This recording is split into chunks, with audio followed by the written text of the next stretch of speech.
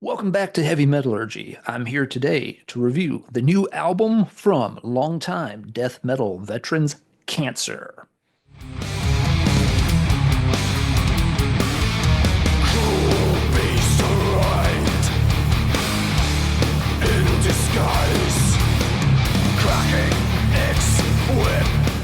So yeah, Cancer has returned with their seventh full-length album. It's titled Inverted World, and it comes out April 25th on Peaceville Records. Now, Cancer has been on the scene for a long time. They've always been a band, however, that's a little bit divisive among the death metal community. They've always had a very loyal fan base. A lot of folks enjoy their classic early albums quite a bit.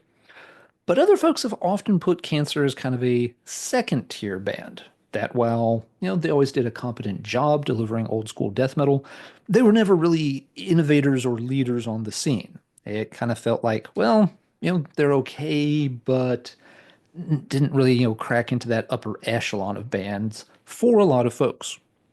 And for full disclosure, I always kind of fell into that second camp. I thought the stuff was all right, but back in the day, I never really fully clicked with the band. However, earlier this year, I did revisit some of their older material, and it has held up better than I expected. So that made me curious to check out what the band is doing in the here and now. And lo and behold, here came a new album. Some things to note about the new album, just off the bat. The artwork was done by the Peaceful general manager, and the album is produced by a couple of the band members. The artwork and production are all right. It just seems a little odd that it ends up feeling like a very in-house kind of project.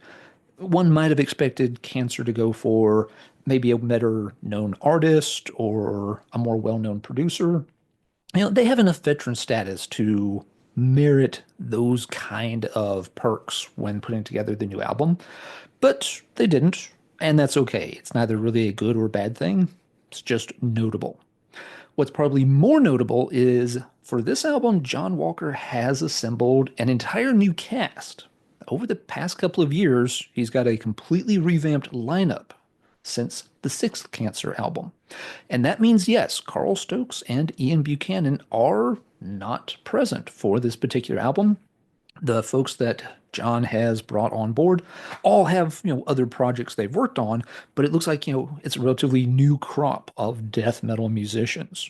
So that's going to be really interesting for folks is like, what does Cancer sound like with Carl and Ian no longer in the picture? For those who have missed a little bit of Cancer's history, I said earlier, this is their seventh album. People really only tend to talk about the first three, of course.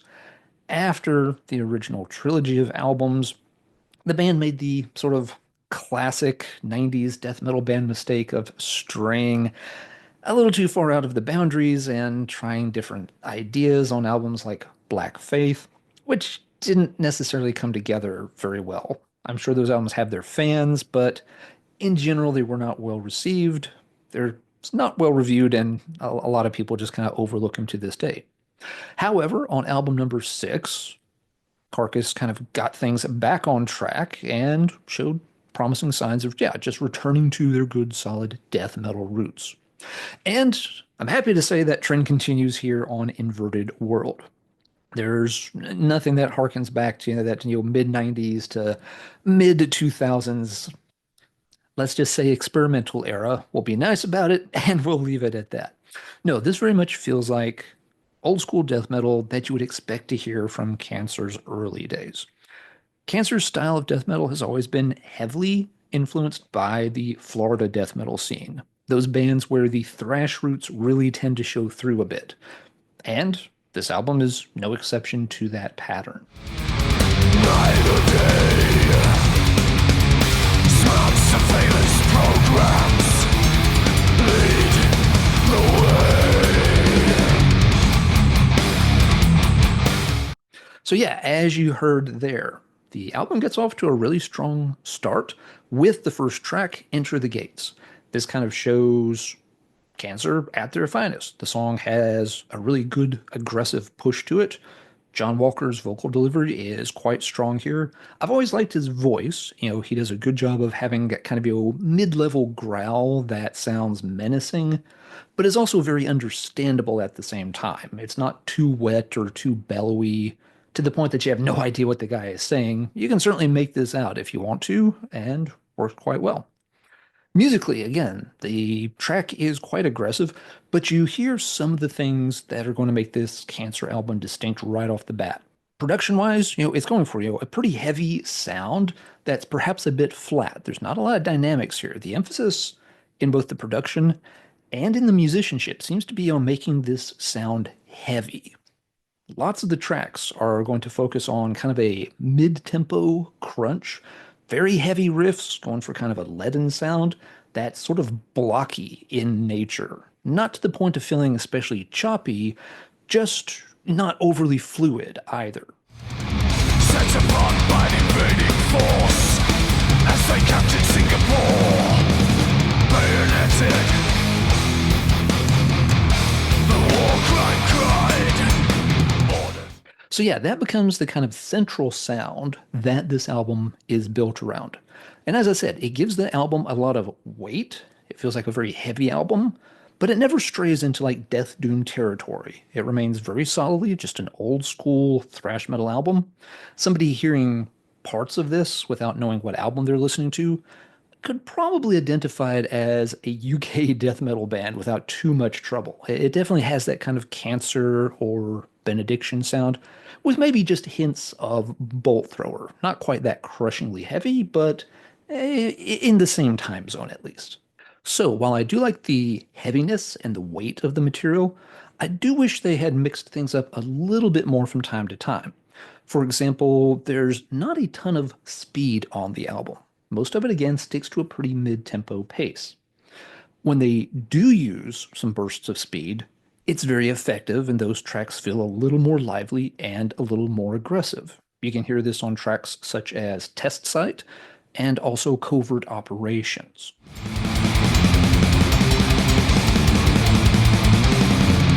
Suggestion through hypnosis done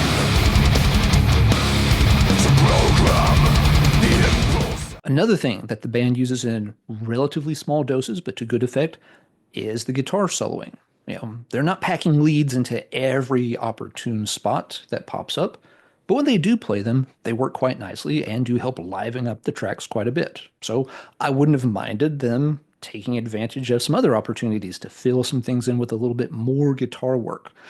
Often they have some breaks where they're just relying on those, again, crunchy, heavy riffs to sustain for a couple of bars, when, a quick, hit in the face from the guitar wouldn't have hurt matters any. Not every song sticks to those patterns, though. They do try a couple of different things. For example, the track 39 Bodies actually opens up with a much more groovy kind of riff. It's one of the few times on the album that they make it this prominent and kind of move away from that blocky, chunky style to something that feels like it has more of a mid or late 90s groove riff to it. It's still very heavy, and the song is very effective. I'm just glad they didn't overdo it. I think if too many songs had that approach, it would probably have gotten stale pretty fast. But using it just for, the main style on one track for the album mixes things up a little bit and is pretty effective.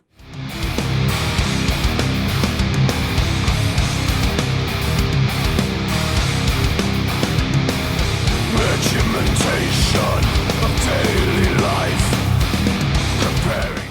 So, some final thoughts about this one. I do think the album maybe trails off a little bit towards the end of the track list. It's a good length, clocking in right around 45 minutes. But the last few songs, you start to just feel like, okay, I've heard them already try these particular techniques on some of the earlier songs.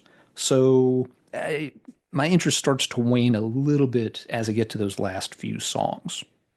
At the end of the day, I think this is a very good death metal record. I don't think it's going to be like, album of the year material whatsoever. And the bottom line is this. If you are a fan of Cancer's early work, I think you're going to enjoy this album too, even though it's got a revamped lineup, maybe a little bit different sonic approach. There's really nothing to complain about.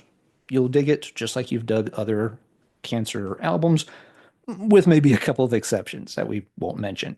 On the other hand, if Cancer is a band that you've never really connected with, I don't think this album's going to do anything to finally sell you on the band and, convert you into one of the faithful either. It's a good death metal album, does some things well, but at the end of the day, yeah, it's not doing anything that's going to stand out or wow a lot of people that aren't already on board with what Cancer does. But wait, we are not done just yet. No, no, no. We're going to hang out here in this Tomb of the Mutilated for just a little bit longer and talk about one more brutal piece of death metal that is coming out this spring. Leper Colony from Germany is set to release their second album on May the 2nd via Testimony Records, and it is entitled Those of the Morbid. Has some really cool cover art to it, like their logo in kind of the bright, slimy green color against the zombie corpse background thing.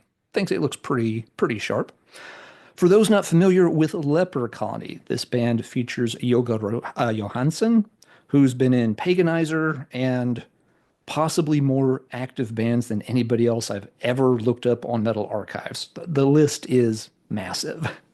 Folks will also recognize Marc Grewe, who has worked with lots of different bands, probably most notably a lot of the classic Morgoth albums. So his vocal delivery here is fierce and is a big part of the Leper Colony sound, with that vocal style that's, somewhere between, the dry hoarse barks of Martin Van Drunen, but with a little bit of that throaty texture, maybe of a John Tardy.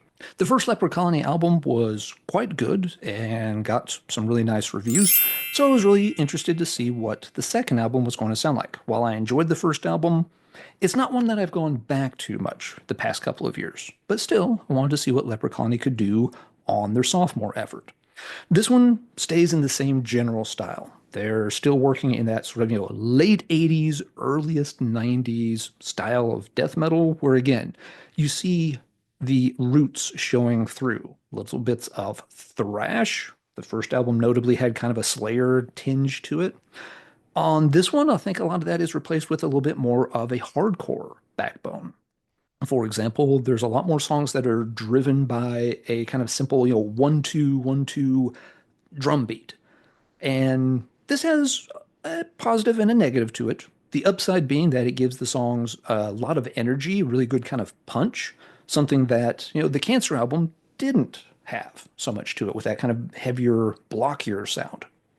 On the other hand, having a lot of songs focus on this, same, pretty simple, straightforward drum beat does make the songs feel kind of linear sometimes. That beat will keep the blood pumping, but it's pumping because you're just kind of running straight ahead, moving forward in a straight line and not really mixing things up whatsoever.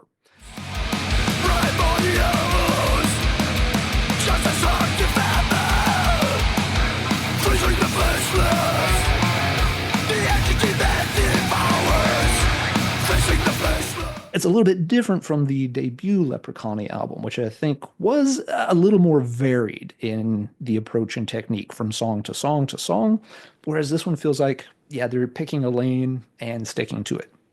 But that said, it's a really good lane, and they do it really, really well.